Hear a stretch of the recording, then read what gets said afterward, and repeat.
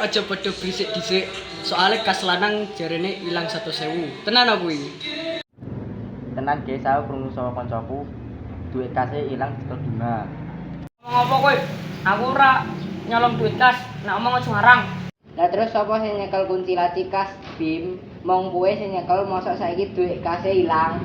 Yen aku sing nyekel kunci ora ateges aku maling, aja nuduh sembarangan. Ya wis Bim, aku ngerti kowe ora sengaja, tapi luwih becik kowe nerangake sing sejatine kedadean. Aja padha nesu wae. Kita rembukan sing apik, ben ora tambah runyam. Nar, kowe aja sok ngademke wae. Iki masalah bareng. Duit kas mosok ilang dienggo bebarengan. Penting saiki sapa wae kudu jujur. Yen ana sing salah, ngaku wae, ora usah isin. Sing penting tanggung jawab. Ya wis, aku ngaku duit mau tak pinjem dhisik. Aku ora ngomong soal wedi salah. Aku janji sesuk tak balekke. Lho, yo ngono saka awal ae ngomonge Bim, ora usah nganti rame kaya ngene. Sing penting kowe wis jujur. Nanging sabanjure yen ana masalah kaya ngono, ngomong wae ben ora padha nesu-nesunan.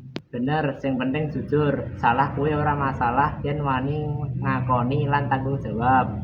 Ayo saiki padha rukun maneh, ben suasanane nyaman. Kene kabeh sinau saka iki. Yen jujur kowe luwih apik tinimbang nutupi kesalahan. Saiki ayo padha dolanan meneh ben ora canggung suasanane.